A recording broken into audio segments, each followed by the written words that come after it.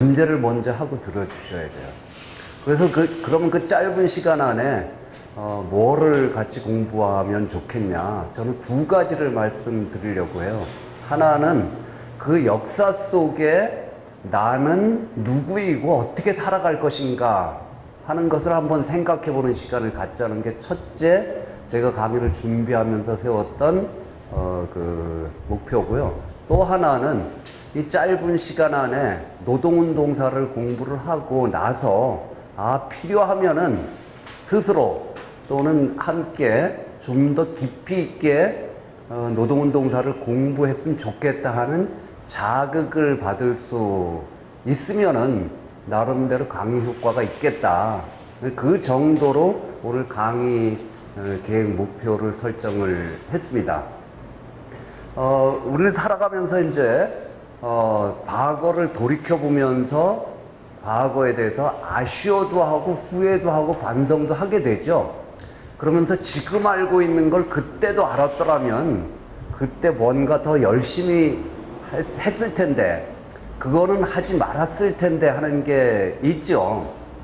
대개 10년 단위로 반성을 많이 하죠. 10년만 젊었더라면 그때 뭘 더 열심히 할 걸, 그건 하지 말 걸. 근데 아무리 후회하고 아쉬워해도 10년 전인 2006년으로 돌아가서 다시 살 수 없잖아요. 근데 이렇게 과거 그때를 돌이켜보면서 아쉬워하고 후회하는 지금도 2026년이 되면은 그때가 되잖아요. 10년 전에 그때. 그럴 때 항상 따라붙는 얘기가 뭡니까? 10년 전에는 나도 젊었었지. 그때는 청춘이었는데 이렇게 얘기를 하잖아요. 2026년 가도 똑같이 그런 말을 할 거예요. 그럼 지금은 어떤 시절을 살아가는 거예요? 다 젊은 날 청춘의 시절을 살아가는 거잖아요. 2026년에 봤을 때. 그럼 지금 여기서 과거로 돌아가서 무언가 새롭게 시작할 수는 없지만은 지금 여기서는 그때를 돌이켜보면서 할 수 있잖아요. 그래서 그때가, 과거가, 역사가 필요한 거죠. 지금을 위해서. 그리고 지금 이후에 전개될 미래를 위해서 필요하기 때문에 이렇게 소중한 시간에 공부도 하고 또 역사학자들이, 역사 연구자들이 연구를 하는 거 아니겠습니까? 네. 그런 생각을 가지고 봐주시기 바랍니다. 그런데 이제 우리가 알고 있는 현실의 어떤 사건에 대해서도 그렇고 과거에서도 그렇고 과거에 대해서도 그렇고 그거를 내가 스스로 다 아는 게 아니잖아요. 그죠? 무언가 누군가 어떻게 추려놓은 정보를 통해서 나는 그거를 알고 있다고 생각을 하게 되는 거죠. 작년에 한참 문제가 됐던 국사교과서의 국정화 문제. 그래서 우리 아이들이 배우는 근현대사 교과서를 국가에서 정한 단 하나의 교과서로 가르치겠다. 이게 결정이 된 거죠. 근데 이제 그 과정에서 신문 기사들을 보면은 어떻게 편집을 하고 지면 배치를 하고 제목을 어떻게 뽑았는가. 조선일보는 국사교과서 주사위는 던져졌다 하면서 기정사실화 하는 거죠. 그 다음에 동아일보는 쐐기 박은 국정화 정부 속도전. 그리고 여기 99.9%라는 무슨 숫자가 나오죠. 이 숫자는 뭘 얘기하는 거예요? 아이들이 배우는 근현대사 교과서 99.9%가 좌경화된 내용으로 채워졌다. 이런 거죠. 야, 99.9%는 뻥이겠지. 하지만 80% 정도는 좌경화된 거 아닐까? 이런 생각을 하게 만드는 거죠. 그 다음에 중앙일보 역사교과서 상고사 고대사도 들린다. 이거는 더 교묘해요. 근현대사는 문제투성이니까 당연히 해야 되는데 저 고대사 상고사도 문제이기 때문에 당연히 국정화가 돼야 된다. 이런 얘기죠. 그 다음에 한겨레 역사는 권력의 전리품이 아닙니다. 권력을 장악한 사람들이 역사를 틀어쥐고 자기 입맛에 맞게 역사를 가르치는 그런 과목, 그런 분야가 돼서는 안 된다. 이런 얘기죠. 그 다음에 경향신문은 42년 전 유신독재 시절로 국정화 역주행. 아이들이 배우는 이제 교과서 중에 국자가 들어가는 과목, 국어, 국사, 국민윤리를 국정화해서 한 권의 교과서만 가지고 가르쳤던 때가 유신시대 1974년부터였어요. 그런 교과서를 오랜 민주화운동의 싸움 과정에서 거민정으로 바꾼 겁니다. 거민정이라는 것은 몇 개 교과서가 한 과목당 있는 거예요. 그거를 지역이나 학교 단위로 선택해서 공부를 하게 하는 거죠. 그리고 거민정도 문제가 많습니다. 왜냐하면 다 검열을 통해서 통과된 교과서거든요. 그렇지만은 예를 들어서 근현대사 거민정에 통과된 교과서가 8종류 된다면은 열심히 가르치려고 하는 선생님들은 그 8개 교과서를 다 분석하고 검토해서 나름대로 가르칠 수 있잖아요. 그죠? 왜냐면 이미 거민정을 통과한 교과서를 가지고 가르친 거니까. 근데 국정이라는 것은 단 하나밖에 없는 거예요, 교과서가. 그게 유신시대 때부터 그렇게 시작됐는데 그런 박정희 유신시대로 돌아가는 거다. 근데 이제 제가 이거를 보여드리는 것은 국정국사교과서의 문제 그 자체를 여기서 말씀드리려고 하는 것보다 우리가 어떤 정보를 통해서 국정국사교과서의 문제에 대해서 알고 있는가, 나는 국정국사교과서에 대해서 어떤 생각을 가지고 있는가. 물론 요즘은 종이신문들 거의 안 보시죠. 그런데 TV나 이 언론 매체들을 통해서 전달되는 국정국사교과서의 문제도 다 이렇게 편집되고 걸러진 일정한 관점의 결과라는 거예요. 이거를 내가 계속 이런 신문을 통해서 국정국사교과서에 대한 정보를 가지고 있다. 또 이런 신문들을 통해서 또 다른 매체도 마찬가지죠. 그러고 나는 국정국사교과서에서 나는 이렇게 생각한다. 그런 거잖아요. 그죠? 그럼 그 생각이 내 생각인가?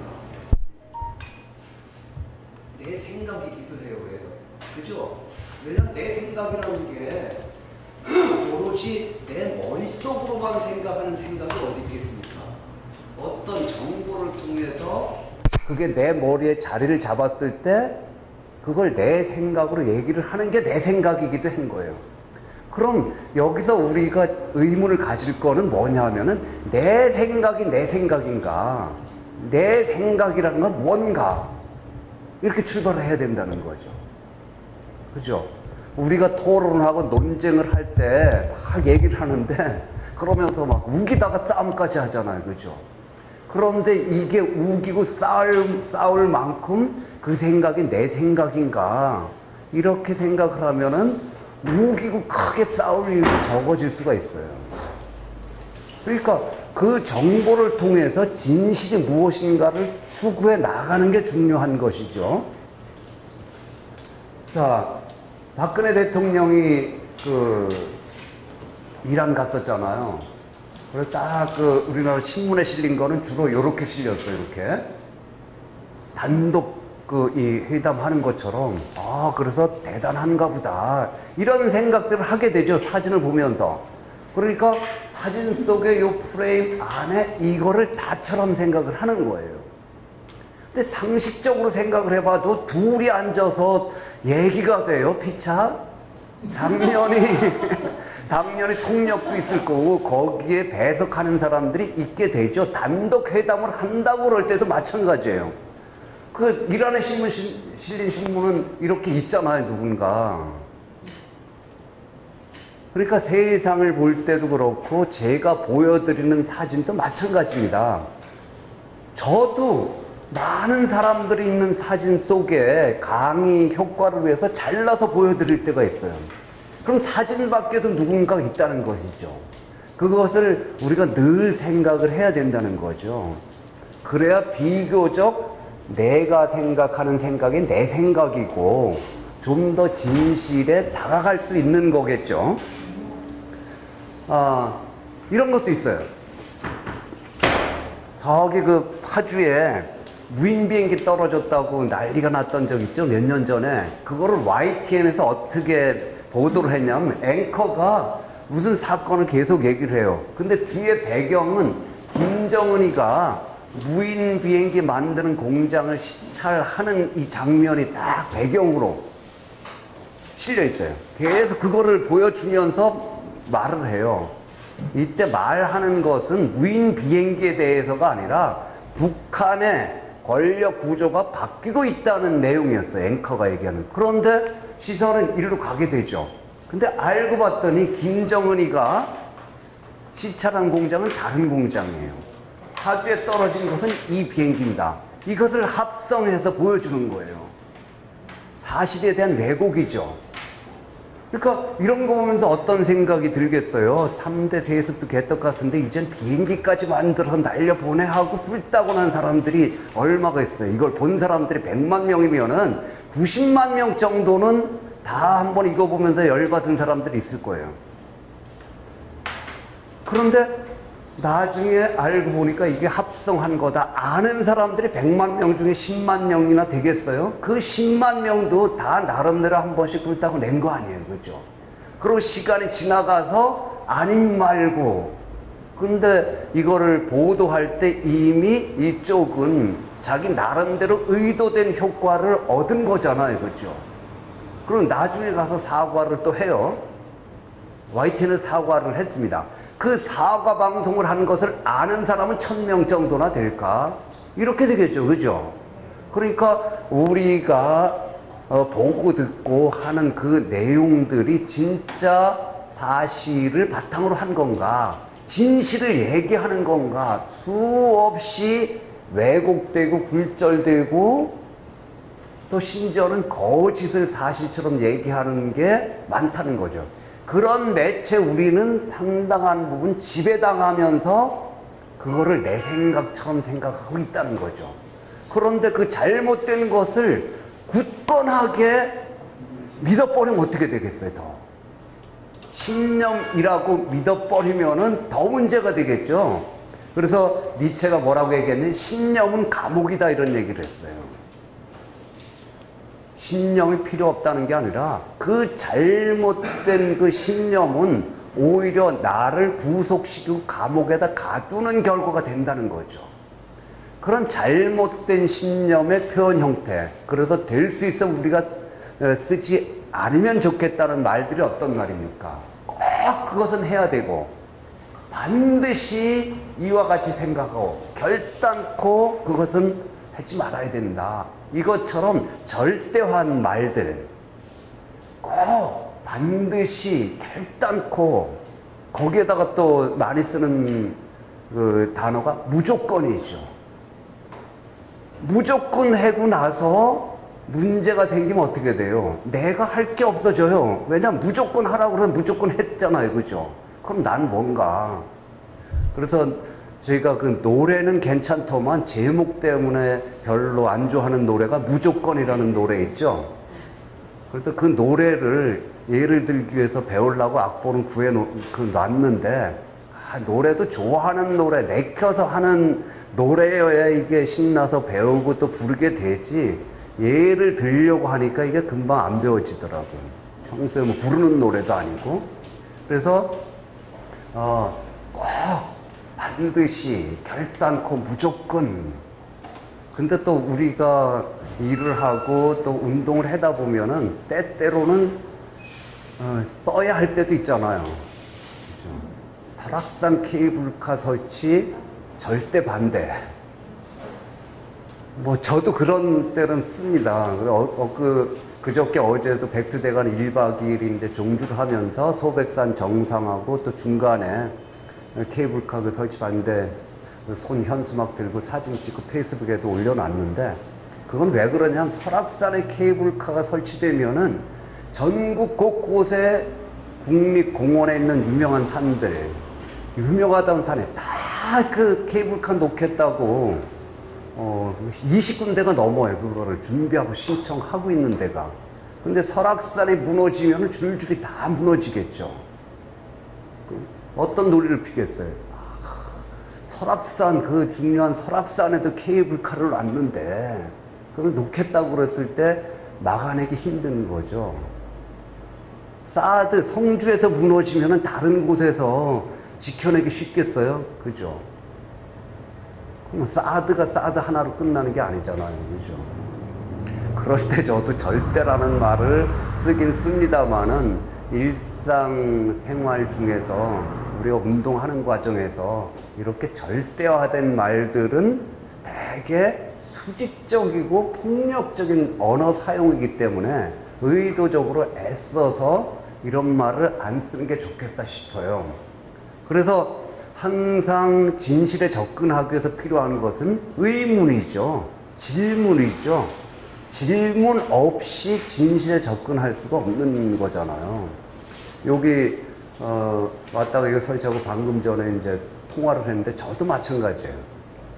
공부를 하면서도 지리산 이제 남북으로 하면은 떠오르는 게 이현상이잖아요. 그런데 이제 몇 가지 증언을 바탕으로 쓴 책은 1949년 여순 항쟁이 일어나고 나서 그 이현상이 여수에 딱 등장해서 그 반란군들을 이끌고 지리산으로 갔다. 그리고 역사기행 안내하고 자료집에도 그렇게 썼었어요. 근데 최근 이제 연구자들의 연구를 보면은 이현상이 그 여수에 나타났다, 등장했다는 실제적이고 확실한 근거가 하나도 없는 거예요. 최근 연구들 보면은. 그럼 이제 저도 그 제가 확실하게 이렇게 확실한 것처럼 썼던 것들, 이것을 어떻게 해야 돼요? 바꿔야 되죠. 그러니까 강의를 들으면서도 지금 제가 말씀드리는 것이 다 완전한 사실이거나 절대적으로 믿어야 될 역사적 진실이라고 보지 말고 들으셔야 돼요. 지금 수준에서는 완벽한 게 없잖아요. 새로운 연구가 이제 이루어지면 바꿔질 수 있다는 거예요. 그렇게 바꿔졌을 때, 아, 저 사람이 사기쳤다, 뭐, 틀렸다,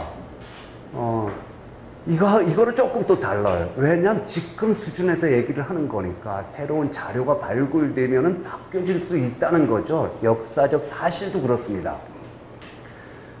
광주 망월동 사진전시관에 지금은 이제 오픈겼습니다면은 이런 글귀를 써놨어요. 진실을 말하지 않고 과거를 기억하지 못한 역사는 되풀이 된다. 우리가 또 당할 수도 있다는 거죠.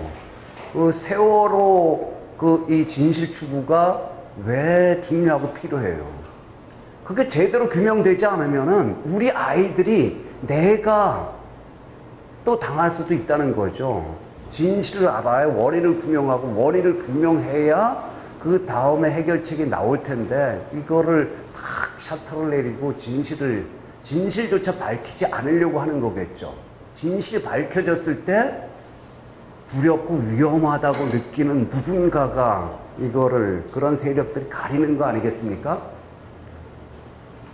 그래서 침묵하라. 저도 이 자료를 처음 봤을 때 이게 세월호를 풍자하는 포스터인 줄 알았어요. 그런데 세월호를 풍자하는 포스터가 아니라 이탈리아에도 비슷한 사건이 있었대요. 거기도 마찬가지로 진실에 대해서 얘기하지 말고 침묵하라. 그것을 풍자하는 그림이에요. 그러니까 누군가가 이해관계가 얽혀있는 이런 사람들이 보편적으로 진실을 차단하려는 이런 의도적인 공작들은 어디서도 하는 거죠. 그죠? 그게 저절로 밝혀지는 게 아니라 누군가가 집요한 노력들, 그리고 진실을 밝히기 위한 싸움들이 필요한 거잖아요. 그죠? 그런데 이제 살아가 보면서 이 진실이라는 것은 우리한테 불편함을 안겨다 주기도 해요. 이것도 왜곡만 할 텐데 가져다가 누가 간판만 한 걸로 바꿔 다른 만화겠죠. 여기 그림 그린 거 보면은. 그런데 두 가지 문이 있어요. 안심시키는 거짓의 문. 끊임없이 사탕 발린 선전들이 흘러나와요. 저 문 안에 그 안쪽에서. 근데 저쪽은 불편한 진실을 얘기하는데 어디에 줄을 서서 들어가려고 그래요. 일단 안심시키는 거짓에 속아서 줄줄이 이 문으로 들어가려고 그러죠. 근데 간판이라도 달아놓으면은 반 이상 이쪽으로 갈 수 있을 거예요. 근데 간판도 안 달아놓는 거죠. 그런데 이 문을 통과해서 딱 셔터가 닫히는 순간 지금 알고 있는 걸 그때도 알았더라면 저 문으로 들어갈 걸. 근데 역사가 그렇듯이 다시 나와서 돌아갈 수 없는 게 시간이에요. 과거예요. 그죠? 그럼 살아가다 보면은 우리가 두 문 앞에 서게 되잖아요. 그때 어느 문을 선택할 것인가? 선택할 수 있는 판단의 근거 중에 하나가 역사의식인 거죠. 수많은 역사적 경험을 통해서 나름대로 획득한 역사적 진실, 그거를 통해서 이 문을 선택할 것인가, 이 문을 선택할 것인가 판단을 하게 된 판단력이 생기는 거죠. 그게 이제 여러 가지 가치관, 세계관, 여러 가지가 있겠습니다만은 그 중에 하나가 역사적 경험을 바탕으로 한 역사의식이 되는 거죠. 그러니까 이렇게 얘기하면 이제 좀 더 구체적으로 역사를 공부하는 목적이 이제 또 생기는 거죠. 그러니까 내가 내 삶을 좌우할 수도 있는 것이 역사의식이기도 하다. 그런데 이제 그런 이 진실에 접근하려면은 사실을 사실대로 보는 데서 항상 출발해야 되는 거고, 지나간 과거의 사실을 정확히 알기 위해서는 무언가 근거가 있게 되는 것이죠. 머릿속으로 그려놓은 상상력이라는 건 근거가 될 수 없는 거잖아요. 저 만주부터 시작해갖고 중국 땅 다 지배 우리가 했다고 그러는 그 고대사, 상고사의 이런 역사, 이런 것들이 관심 있는 사람들 다 신념처럼 믿잖아요. 그죠? 근데 근거가 없어요. 그 근거 없는 그런 상고사 인식을 가지고 나타나는 현실의 대응은 뭡니까? 저 만주 땅 역사 기념일 고토해복 프랜카드 펼치고 막 지랄을 해갖고 가고 싶은데도 못 가게 만들잖아요. 그러니까 중국의 어쨌든 그들의 이 역사 왜곡을 통한 주도권 헤게모니 문제도 있지만, 또 하나는 동북 공정도 그런 데 대한 대응도 전혀 없었던 것은 아니에요. 그러니까 눈만 감으면 세상에는 아무런 벼랑도 없다. 이건 이제 이 마음먹기에 따라서 이럴 수도 있고 저럴 수도 있다 그런 거잖아요. 마음가짐은 중요하죠, 사람한테. 왜냐, 몸마음이 분리된 것이 아니기 때문에. 그런데 문제는 뭡니까? 벼랑 앞으로 딱 가면서 눈만 감으면 세상에는 아무런 벼랑도 없다. 이렇게 주문처럼 외우면서 뚜벅뚜벅 걸어가다 보면 어떻게 되겠어요? 이거는 떨어져 죽거나 크게 다치겠죠. 현실이 어렵고 힘들더라도 그것을 다 마음먹기에 따라 이럴 수도 있고 저럴 수도 있다는 것이 아니라 일단 정확하게 봐야 될 거 아니에요. 그죠? 정확하게 봐야만 여기 밧줄을 타고 내려가야 될지, 혹시 잘 안 보이는 새길을 따라서 그 절벽 사이에도 길이 있는지 보고 내려가든지, 아니면은 먼 길을 돌아가야 될 거 아니에요. 그러면 어떻게 돼요? 제대로 보는 데서부터 시작을 해야 되는 거죠. 사실을 사실대로 보는 데서부터. 근데 이제 또 문제가 생겨요. 뭐냐면은 껍질만 봐가지고 다 보이는 게 아니라는 거죠. 붕어빵이잖아요. 그러면은 붕어빵 안에는 뭐가 들어있나요? 붕어가 들어있나요? 붕어가 들어있지 않다 하는 게 정답이잖아요. 그런데 붕어빵 틀로 붕어처럼 똑같이 구워냈는데 붕어튀김이 있잖아요. 누가 제 강의를 듣고 써먹은 것 같다고들 그러더만, 제가 몸이 안 좋아서 몇 년 쉬었었어요. 그런데 쉬고 나서 다시 강의를 하는데, 세상에 이런 일이 났었대. 실제 붕어빵 틀로 붕어튀김을 만들어서 포장마차를 하는데, 그 붕어튀김 안주를 하는데 이게 대박이 나서 세상에 이런 일이 거기도 났었다는 거예요. 그러면은 생긴 거는 똑같이 생겼는데 붕어빵인 줄 알지만은 붕어빵 같은 이 형태 안에 붕어가 들어있을 수도 있잖아요. 그죠? 그러면은 붕어가 들어있는지 안 들어있는지를 어떻게 알아요?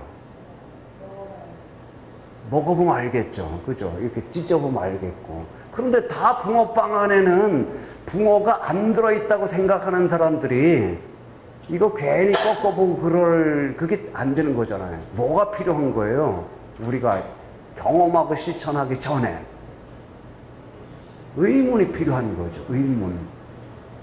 아, 붕어빵 안에 혹시 붕어처럼 생기니까 붕어빵인 줄 알잖아. 저 안에 붕어가 들어있지 않을까? 이래 이걸 잘라보게 되는 거죠. 그죠? 자, 그러면은 국화빵 안엔 국화가 들어있나요? 네, 벌써 한 장면 봤는데 대답하기가 주저되잖아요. 그죠? 아, 국화 문양이 있어서 국화빵이라고 그러지만 국화빵 안에는 국화가 없다는 걸 우린 정답처럼 생각을 했잖아요. 그죠? 그런데 국화 꽃잎 갖고 국화주도 담고 국화차도 다려먹고 뭐 그런데 어디 가다 보니까 텔레비에서 국화 꽃잎을 갖고 국화전을 부쳐 먹는 걸 봤어요. 6시 내 고향입니다. 고속버스 타고 내려가는데 그때 제가 퍼뜩 생각한 게 뭐겠어요. 국화전도 부쳐 먹는데 국화빵 안에다 국화 꽃잎 몇 개 넣고 국화빵을 굴 수도 있잖아요. 그러니까 그거 뭐 그렇게 해서 파는 거는 저도 아직 못 보긴 했지만은 국화빵틀 사다가 집에서 간식으로 굴 때 꽃잎 넣고 굴 수도 있는 거죠. 그럼 국화 꽃잎이 들어있는 것이잖아요. 그죠? 그래서 이 지나가는 식으로 이렇게 강의를 하지만 이것도 하나하나 다 또 뒤적여 봐요. 제가 인터넷 뒤적여 봤더니 이 국화빵틀 중고 매매가 많더라고요. 그럼 국화빵 맛있게 굽는 레시피까지 쫙 뜨는 거예요. 그러니까 우리가 정답